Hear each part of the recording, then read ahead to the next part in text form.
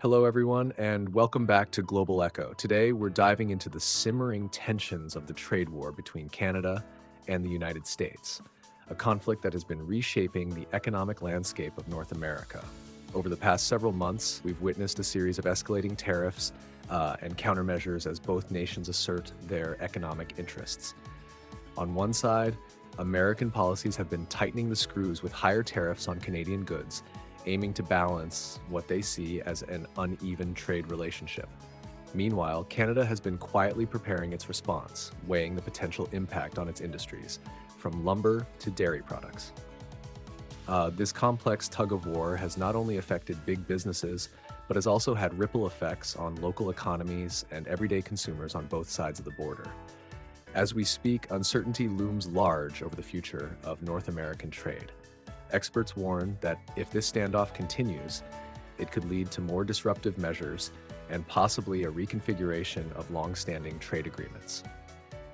Governments and businesses alike are closely monitoring the situation and ready to adapt to new realities in an ever-changing global market. And now, in a dramatic turn of events, Canadian Prime Minister Justin Trudeau has stepped into the spotlight with a major retaliatory announcement that promises to shake up the current status quo. Bonsoir. Good evening. The United States launched a trade war against Canada, their closest partner and ally, their closest friend. At the same time, they're talking about working positively with Russia, appeasing Vladimir Putin, a lying, murderous dictator. Make that make sense. Canadians are reasonable, and we are polite, but we will not back down from a fight. Not when our country and the well-being of everyone in it is at stake. At the moment, the U.S. tariffs came into effect in the early hours of this morning, and so did the Canadian response. Canada will be implementing 25% tariffs against $155 billion worth of American goods, starting with tariffs on $30 billion worth of goods immediately, and tariffs on the remaining $125 billion of American products in 21 days' time. U.S. merchandise Today, will we will be also hit. be challenging these illegal actions by filing dispute resolution claims at the World Trade Organization and through the USMCA. But in the meantime, our tariffs will remain in place until the U.S. tariffs are withdrawn, and not a moment sooner. And should these tariffs not cease, we are in active and ongoing discussions with provinces and territories to pursue several non-tariff measures, measures which will demonstrate that there are no winners in a trade war. Now, just like I did a month ago, I want to speak first directly to the American people. We don't want this.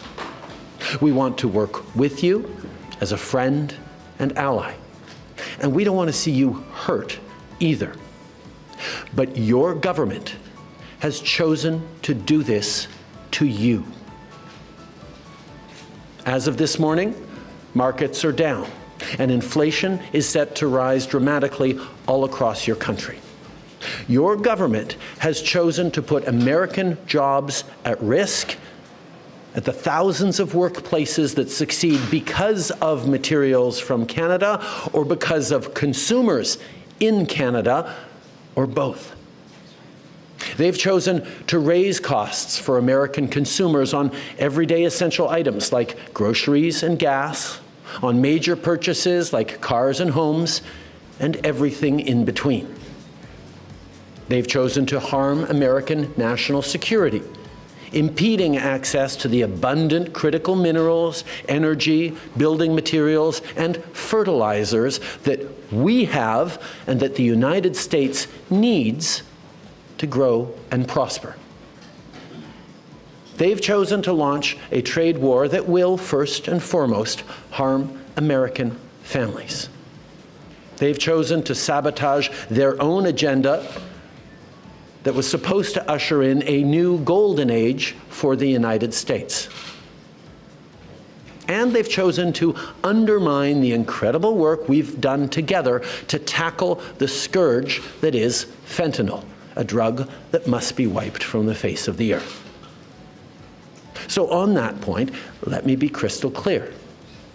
There is absolutely no justification or need whatsoever for these tariffs today. Now, the legal pretext your government is using to bring in these tariffs is that Canada is apparently unwilling to help in the fight against illegal fentanyl. Well, that is totally false. Let's look at the facts. Our border is already safe and secure. Far less than 1% of fentanyl flows and less than 1% of illegal crossings into the United States comes from Canada. But we acted because we know we can always do better. We responded to concerns, including from the President, by implementing an ambitious $1.3 billion border plan. A border plan that includes generational investments in new AI and imaging tools to stop the flow of fentanyl in its tracks, stronger coordination and information sharing with American agencies, along with the deployment of drones, helicopters, and additional personnel to keep our border secure. Now, a month ago, as part of an agreement with the United States that paused the tariffs, we made further commitments. We appointed Kevin Brasseau as our fentanyl czar, a man who dedicated his multi-decade career in law enforcement to combating organized crime networks and drug trafficking.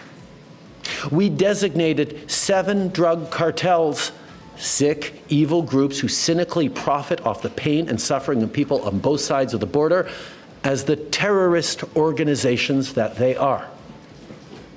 And just yesterday, we launched a new joint operations partnership supported by a $200 million investment between Canada's security and law enforcement agencies, a partnership that will enhance the coordination of information and intelligence in order to thwart criminal gangs involved in the illegal fentanyl trade. And critically, our actions are working. As the U.S. Customs and Border Protection just acknowledged, there was a 97% drop in fentanyl seizures from January compared to December, to a near zero low of less than half an ounce seized in January, even with all the further enforcements and actions we've taken at the borders. In sum, we stepped up. We engaged closely and constructively with the President and his administration.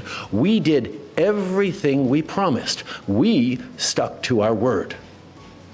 And we did it because we believe in working together to protect our citizens. Now I want to speak directly to one specific American, Donald. In the over 8 years you and I have worked together, we've done big things. We signed a historic deal that has created record jobs and growth in both of our countries. We've done big things together on the world stage, as Canada and the US have done together for decades, for generations. And now we should be working together to ensure even greater prosperity for North Americans in a very uncertain and challenging world. Now, it's not in my habit to agree with the Wall Street Journal, but Donald, they point out that even though you're a very smart guy, this is a very dumb thing to do. We two friends fighting is exactly what our opponents around the world want to see. And now, to my fellow Canadians, I won't sugarcoat it. This is going to be tough. even though we're all going to pull together, because that's what we do. We will use every tool at our disposal so Canadian workers and businesses can weather this storm.